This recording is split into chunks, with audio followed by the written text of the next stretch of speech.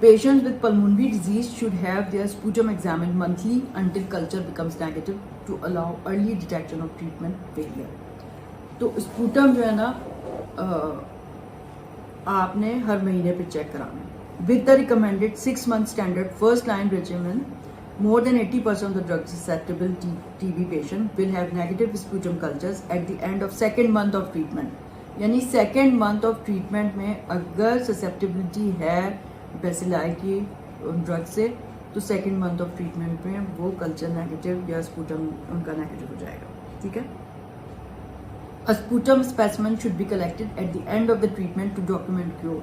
अब ये देखें कितनी मतलब हम कभी करते हैं ऐसा, मतलब एट द एंड जब आपकी थेरेपी हो रही हो तो आपने फिर डॉक्यूमेंट करना है कि क्योर हो गया या नहीं. In setting where mycobacterial cultures are not yet available, monitoring by AFB smear examination should be undertaken at 2, 5 and 6 months.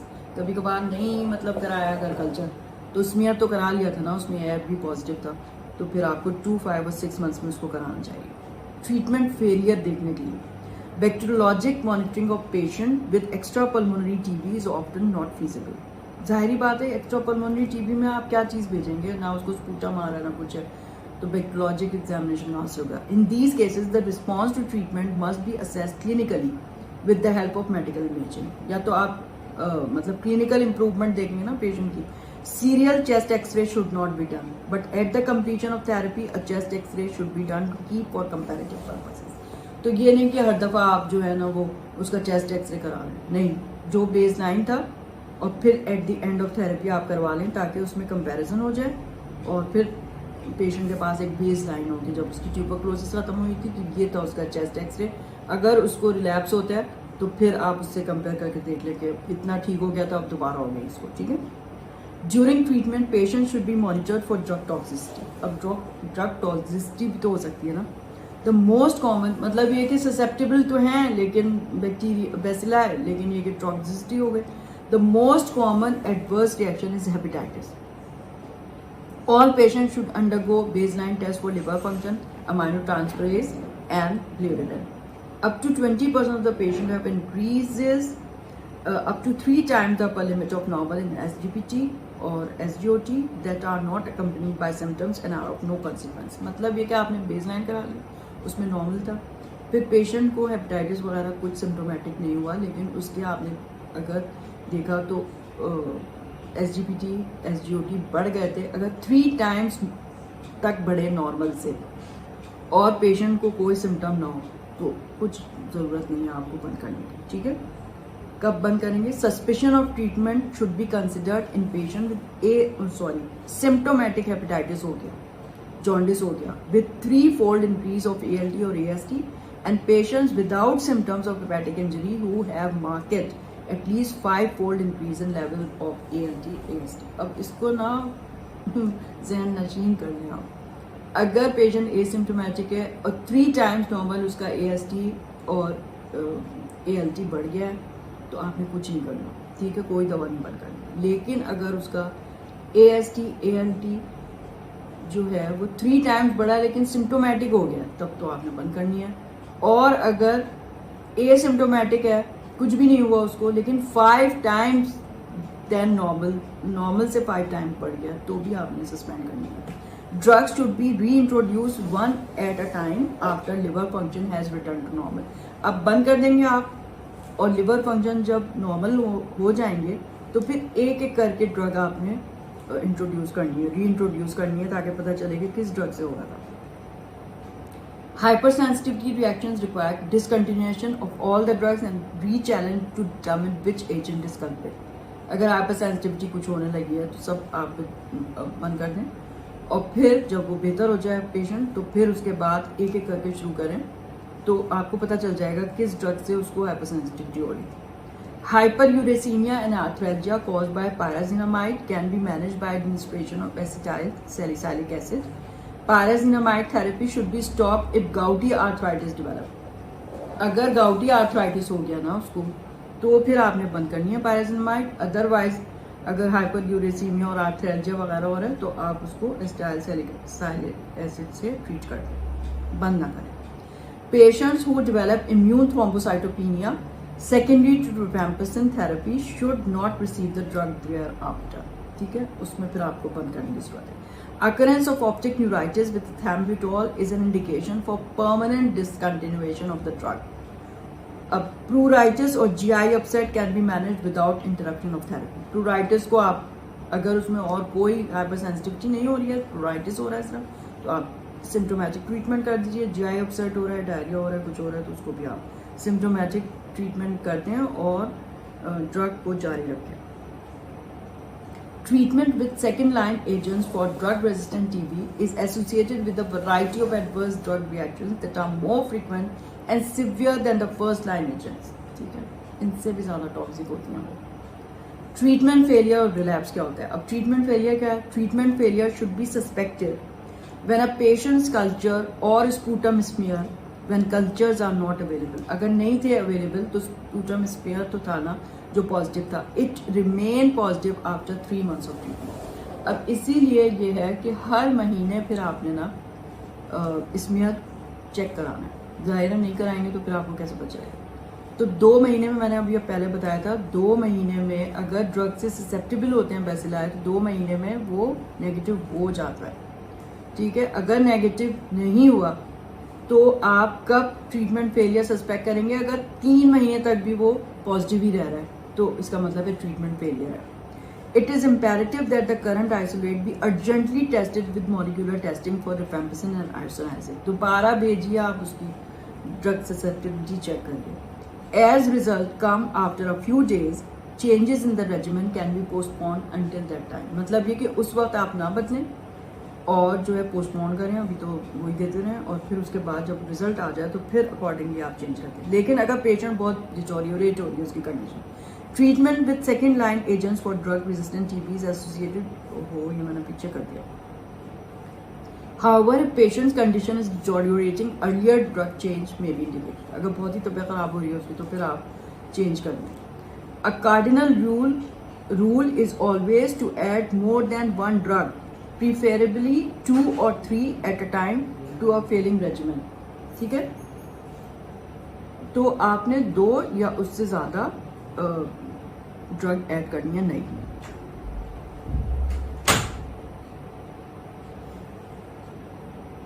Actually मैं ना अपने भाई के आई हुई हूँ. मेरे घर में छत में पता नहीं क्या कुछ तोड़ा ताड़ी हो रही है, काम हो रहा है, और इतना शोर, इतने मजदूर, इतनी मशीनें चल रही हैं, बस मैं बता नहीं सकती कितना बता रहा.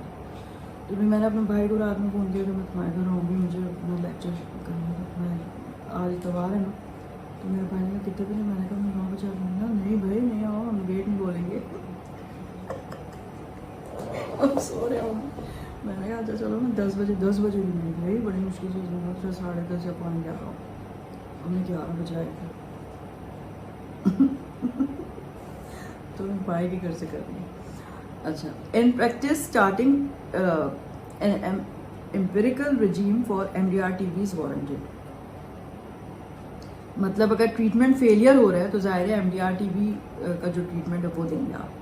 द पेशेंट में continue to take isoniazid and rifampicin along with these new agents pending the result of susceptibility test. ठीक है, तो isoniazid rifampicin कंटिन्यू करेंगे और susceptibility टेस्टिंग के लिए आपने भेज दिया है कल्चर उसकी जो susceptibility के लिए, तो उस वक्त तक फिर आप वेट कर लें. जब वो टेस्ट आ जाए तो फिर आप स्टार्ट करें दूसरी 3 ड्रग, 2 या 3, 1 नहीं करनी आप, 2 या 3. अच्छा, ये तो ट्रीटमेंट फेलियर था. ट्रीटमेंट फेलियर का क्या है? हर महीने आपने स्मीयर या कल्चर कराना है. कल्चर नहीं कराया तो स्मीयर अगर 3 महीने में नेगेटिव ना हो तो ये इंडिकेट कर रहा है ट्रीटमेंट फेलियर. ठीक है, 2 महीने में हो जाता है नेगेटिव अगर ससेप्टेबिलिटी हो माइकोबैक्टीरियम ट्यूबरकुलोसिस की ड्रग से. अब रिलैप्स क्या होता है? Patients who experience a recurrence after apparently successful treatment. Relapse are less likely to harbor drug resistant strain than a patient in whom treatment has failed. अब ना मतलब पूरा आपने ट्रीटमेंट कर लिया, पेशेंट बिल्कुल ठीक हो गया, उसके बाद फिर से उसको ट्यूबरकुलोसिस हो गई. ठीक है, तो ये लेस लाइकली है कि उसको कोई ड्रग रेजिस्टेंट स्ट्रेन था. ज़ाहिर ड्रग रेजिस्टेंट तो नहीं था इसलिए तो वो ठीक हो गया था. Patients in home treatment has failed, तो उससे डिफरेंट है. Patients whose treatment has been interrupted and who have a high likelihood of multi-drug resistant tuberculosis should receive an empirical MDR-TB regimen that includes second line drugs. अब अगर उसको relapse हो गया तो फिर आप उसको एज MDR-TB ट्रीट करेंगे, ठीक है। उसको अब फिर से नहीं वो चारों ड्रग आपने वो शुरू करा देंगे। Drug resistant tuberculosis, strains of Mycobacterium tuberculosis resistant to individual drug arise by spontaneous point mutation। अब उसमें ना point mutations हो जाती हैं बेसिलाई में, इसकी वजह से वो resistant हो जाती हैं। Even more serious is the occurrence of MDR strains that are resistant to additional second line drugs such as fluoroquinolone। अब second line में fluoroquinolone है तो वो MDR जो है वो फिर second line से भी resistant हो जाते हैं। Isoniazid resistant TB, ठीक है, एक ये होती है ड्रग रेजिस्टेंट ट्यूबरक्लोसिस की form. For the treatment of patients with isoniazid resistant disease a combination of rifampicin, ethambutol, pyrazinamide and levofloxacin for 6 months is recommended, ठीक है। अगर आइसोनाइजिड से रेजिस्टेंस है तो कॉम्बिनेशन किस चीज़ का देंगे, आइसोनाइजिड तो ज़ाहिर नहीं देंगे, तो रिफैम्पिसिन, एथेम्बुटोल, पायराजिनामाइड और इसके साथ कोई भी मतलब एक कोई भी वो फ्लोरोक्विनोलोन दे देंगे, या तो लीवोफ्लॉक्सिसिन या मॉक्सिफ्लॉक्सिसिन। 6 months की उसकी ड्यूरेशन होगी। To start fluoroquinolone rifampin resistance should be excluded. अब रिफैम्पिसिन की जो रेजिस्टेंस है ना उसको आपने एक्सक्लूड करना है, फिर ही आपने शुरू करना है फ्लोरोक्विनोलोन। अब MDR-TB यानी multi drug resistant TB in with bacilli resistant to at least isoniazid and rifampicin is more difficult to manage. मतलब RR जिसमें रिफैम्पिसिन की भी रेजिस्टेंट आ गई। Highly drug resistant cases on a regimen composed of 3 oral drugs. इसमें आप क्या देंगे, सेकेंड लाइन ड्रग्स देंगे, bedaquiline, pretomanid and linezolid. 2 main approaches are now recommended by WHO to treat MDR-RR tuberculosis। और वो 2 main approaches क्या हैं? Number 1, a longer regimen of 18 to 20 months duration और 15 to 17 months after culture conversion। या तो 18 to 20 months आप total करेंगे या फिर जब कल्चर कन्वर्जन हो जाएगा तो उसके बाद 15 to 17 months तक आपने सेकेंड लाइन ड्रग देनी है। Number 2, a shorter all oral bedaquiline containing regimen of 9 to 12 months duration, ठीक है। तो कुछ को आपने लॉन्गर ड्यूरेशन की देनी है और कुछ को अभी मैं बताऊंगी कौन से लोग हैं जिनमें आप सेकेंड लाइन ड्रग्स जो है वो शॉर्टर ड्यूरेशन की दे सकते हैं, यानी 9 to 12 months। अब पहले हम देख लेते हैं, बहुत अच्छा चार्ट है, आप इसको याद कर लीजिए। Group of drug recommended for use in longer MDR-TB regimen and approaches to the design of longer regimen for adults and children. तो ग्रुप ए ड्रग कौन कौन सी है? ग्रुप ए ड्रग है लीवोफ्लॉक्सिसिन और मॉक्सिफ्लॉक्सिसिन, बीटाक्विलीन एंड लिंजोलेट, ठीक है। ग्रुप ए ड्रग्स ये हैं। Drugs to be prioritized and included in all regimen unless they can not be used. Group B drugs कौन सी हैं? They should be added in all regimen unless they can not be used. इसमें है क्लोफाजिमीन, साइक्लोसिडाइन और टेरिजिडोन। Group C, drugs to be used to complete the regimen and when drugs for Group A and Group B cannot be used, इसमें आता है एथेम्बुटोल, जेलामेनेट, pyrazinamide, इमिपिनम, सिलेस्टैटिन और मिरोपिनम, एमिकैसिन और streptomycin, इथायोनामाइड और प्रोथायोनामाइड and पैरामाइनोसैलिसाइलिक acid. तो ग्रुप ए में लीवोफ्लॉक्सिसिन, मॉक्सिफ्लॉक्सिसिन, बीटाक्विलीन और लिंजोलेट है, ठीक है। और ग्रुप बी में क्लोफाजिमीन, साइक्लोसिडाइन। अब ये सब याद रखिए, आप बिल्कुल इसको रख लीजिए। Longer MDR-TB regimen, MDR and multi drug resistant rifampicin resistant tuberculosis patient where infecting strains additional resistance, for example resistance to fluoroquinolone भी है in those who have pulmonary or extrapulmonary disease or those who have been treated previously with second line drugs। A longer regimen is recommended। उनको आपने फिर पूरा 18 to 20 months वाला regimen देना है। The regimen is composed of all group A agents। all group A agents पीछे देखिए, यानी कि लीवोफ्लॉक्सासिन और मॉक्सीफ्लॉक्सासिन, बीटाक्विलिन, लिंजोलिट, और ग्रुप बी में से कोई सा एक दे दें, या तो क्लोफाजमीन दे दें या फिर साइक्लोसराइन। ठीक है, तो regimen is composed of all group A agents and at least one group B agent. कब तक देंगे? 18 to 20 months इन पेशेंट्स को। The use of betaquilin and linzolid together with the fluoroquinolone, levofloxacin or moxifloxacin, clofazimine and cycloserine group B are the two preferred options. Group C drug can replace group A and B drugs. तो अगर आप group A और B में भी जो है वो नहीं दे सकते, उनकी टॉक्सिसिटी हो रही है कुछ है, तो फिर आप ए और बी को रिप्लेस कर सकते हैं ग्रुप सी की ड्रग्स। शॉर्टर ड्यूरेशन के लिए ये वाली ड्रग्स आप किन पेशेंट को देंगे? यानी कि multi drug resistant, rifampicin resistant tuberculosis patients with extensive pulmonary और विद नो एक्सटेंसिव पल्मोनरी और एक्स्ट्रा पल्मोनरी डिजीज, यानी कि इतनी सीवियर डिजीज नहीं है, without history of previous treatment with second line drugs, ना उनमें पिछली हिस्ट्री है सेकेंड लाइन ड्रग की, and whose infecting strains are not resistant to fluoroquinolones. A shorter all oral bedaquiline containing regimen is recommended. तो यानी कि फिर आप कितना मंथ्स का देंगे? 9 to 12 months। ठीक है, 9 to 12 months दे सकते हैं आप इन्हें।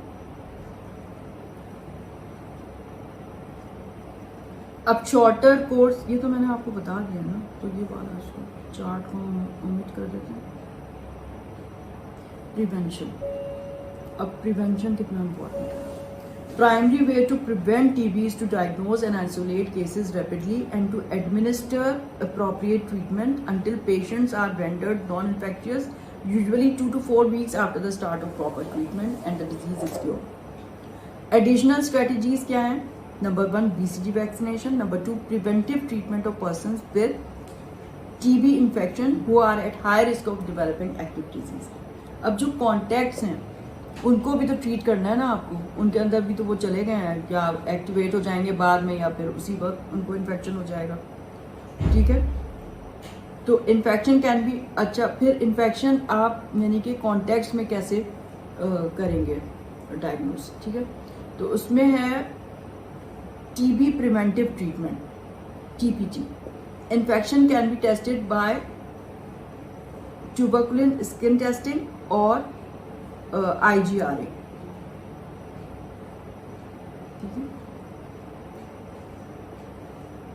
अब tuberculin reaction size and cut off for tuberculosis preventive treatment. अब रिस्क ग्रुप देखें और ट्यूबरकुलिन रिएक्शन का साइज देखें। HIV इन्फेक्टेड अगर हैं और आपने उनको PPT दिया, तो अगर वो 5 या मोर देन 5 मिलीमीटर का भी आ रहे हैं तो आपने ट्रीट करना है उनको कॉन्टैक्ट को। Recent contact of a patient with TB, उसका ट्यूबरकुलिन रिएक्शन 5 या मोर देन 5 मिलीमीटर आ रहा है, आपने करना है। ऑर्गन ट्रांसप्लांट रेसिपिएंट है, उसका भी 5 millimetre. Person with fibrotic lesion consistent with old TB on chest X-ray, मतलब है कि उसको ओल्ड TB थी, अब पहले उसका कुछ था, तो भी अगर 5 भी आ रहा है तो आप ट्रीट करना है। Person who are immunosuppressed, for example the use of corticoid और ट्यूमर नेक्रोसिस फैक्टर इनहिबिटर्स, उसमें भी 5 millimetre. Person with high risk medical condition, उसमें भी 5 मिलीमीटर, 5 और more than 5। Recurrent immigrants less than 5 years से अगर आए हुए हैं हाई प्रिवेलेंस एरिया से, अमेरिका में जैसे पाकिस्तानी गया हुआ है, तो मोर देन 10 लेंगे फिर उसको, क्योंकि उसको BCG वैक्सीनेशन भी लगी हुई है। More than 10 millimetre. Injection drug users more than 10 millimetre. Mycobacteriology laboratory personnel residents employees of high risk congregate settings more than 10. Children less than 5 years of age, children and adolescents exposed to adults in high risk categories more than 10. Low risk person more than 15. अगर बिल्कुल ही risk नहीं है तो more than 15 पे आप treat करेंगे उनको, ऐसे कॉन्टैक्ट्स को। ठीक है, तो अब recommended regimen and drug usage for tuberculosis preventive treatment, यानी कि TPT जो आपने कॉन्टैक्ट्स को करनी है, जिनको अभी ट्यूबरक्लोसिस नहीं हुए लेकिन वो एक्सपोज हो गए, तो उसका सबसे अच्छा जो रेजिमेन है वो है आइसोनाइजिड अलोन फॉर 6 to 9 months। मतलब ये कि 9 months के लिए सिर्फ आइसोनाइजिड डेली आप दे दें, या फिर रिफेम्पिसिन अलोन फॉर 4 months, या आइसोनाइजिड प्लस रिफेम्पिसिन फॉर 3 months। ठीक है, तो ये चार्ट में फिर आप देख लें। खत्म हो गया।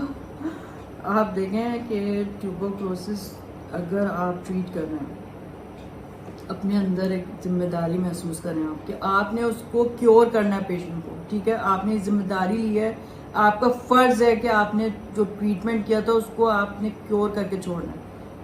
अगर बीच में अगर फेलियर हो रहा है, रिलैप्स हो रहा है, उसके बाद रिलैप्स हो रहा है, अगर ट्रीटमेंट फेलियर हो रहा है, आपकी जिम्मेदारी आपने करनी है उसको, तो फिर कैसे होगा ये, जब तक कि आप इन चीज़ों को फॉलो नहीं करेंगे। तो भाई बहुत बहुत ज़रूरी है। अब एक्स्ट्रा पल्मोनरी ट्यूबरक्लोसिस जो है ना, वो मैंने यहाँ पे नहीं लिखी अब कितनी है, मिलियन ट्यूबरक्लोसिस और मतलब ये कि प्लूरल और इंटेस्टिनल ट्यूबरक्लोसिस मेनिंजाइटिस, वो सब आपने खुद पढ़ना है, ठीक है। ये मैंने आपको उसका पूरा जो जिस तरह से आप ट्रीट कर सकते हैं आराम से ट्यूबरक्लोसिस का केस, तो वो मैंने कर दिया आपके लिए। तो आई होप कि आपको इससे कुछ मदद मिली होगी, और मिली है तो प्लीज़ ज़रूर मुझे आप बताइए। और ना पेशेंट को, जैसे मैंने आपको बताया ना कि आप खुद मतलब मैंने FCPS जब पास कर लिया ना, और जब मैं कंसल्टेंसी करने लगी, तो ज़ाहिर है कितनी ज़िम्मेदारी का एहसास होता है। अब कोई नहीं है आपको सुपरवाइज़ करने के लिए ना, तो आपको एक एक चीज़, जैसे हम जिस वक्त मैं रेजिडेंट थी, तो मतलब कॉम्प्लिकेशंस और जो उसकी वो होती है ना, यानी ड्रग की नहीं, डिजीज़ की कॉम्प्लिकेशन क्या हो, उस पर हम इतनी तवज्जो नहीं देते ना कि कॉम्प्लिकेशन क्या हो सकती है पेशेंट को, उसको कैसे आपने मैनेज करना है। अब पेशेंट आपके पास आ रहा है, उसको आपने डायग्नोज किया, तो आप अगर उसको कोई कॉम्प्लिकेशन हो गई, कुछ भी हो गया, तो वो भी तो अब आप ही की जिम्मेदारी है ना, उसको अब आप सही करो।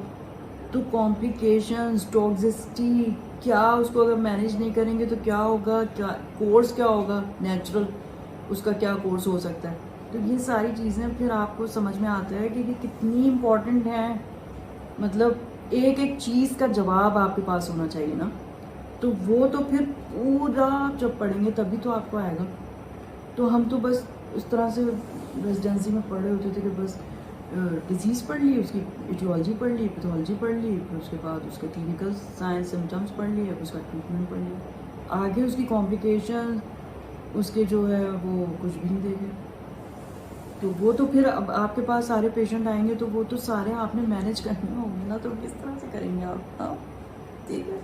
तो ये बहुत ज़रूरी है, और मतलब ऐसी नॉलेज होनी चाहिए ना आपको कि आप इंडिपेंडेंटली उसको कर सको, आपको मोहताजी ना हो कि अब मैं किससे पूछूं। मतलब ये कि अब ये हो गया। अब मेरे पास एक दफ़ा मैं बता रही हूँ कि जब मैंने नई मतलब मैंने बैठना शुरू किया, वो हॉस्पिटल में इतने ट्यूबरक्लोसिस के पेशेंट वहाँ पे आते थे, खुदाया किसी कंपनी के पेशेंट थे, बहुत आते थे ट्यूबरक्लोसिस के। तो वहाँ तो मैं आपको बता नहीं सकती कितना मेरा एक्सपीरियंस।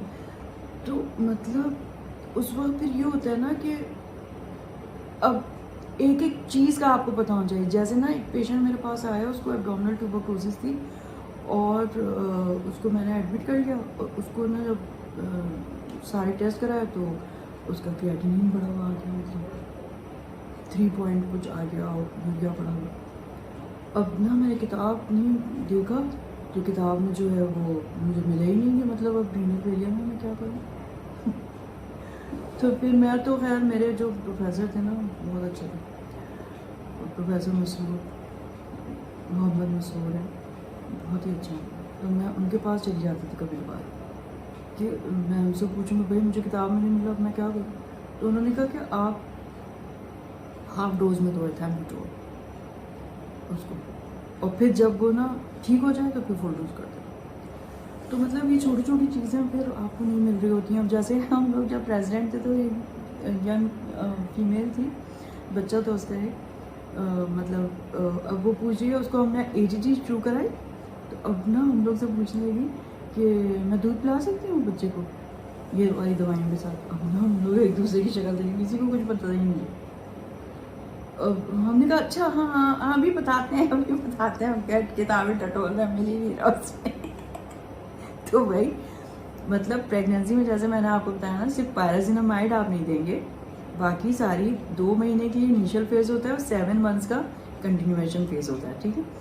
और ब्रेस्ट फीडिंग के लिए ये है कि सारी दवाइयाँ आप आराम से दे सकते हैं, वो इतनी कम मतलब उसमें मिल्क में आती हैं कि बच्चे के ऊपर कोई नुकसान नहीं होता, ठीक है। जो बात हमें उस वक्त पता नहीं थी। अब ये हैरिसन एक ऐसी किताब है ना, जैसे मैं कहती हूँ जादुई किताब है, एक एक चीज़ उसमें लिखी हुई है। तो इसकी अहमियत अब देखें, हमारे पास आप लोग के पास रेजिडेंट है, इतना टाइम नहीं होगा, लेकिन मैंने जो रेफरेंस है ना वो अभी latest 21st edition of Harrison textbook of internal medicine से लिया है और 2022 का है। आप सोचें कितनी लेटेस्ट इसमें सारी आपको मैंने चीज़ें बता दी हैं अब तक की। तो मतलब कहने का मकसद ये है कि अब इसको पढ़ना इतना मुश्किल है, इतनी तफसील लिखी हुई है उसमें।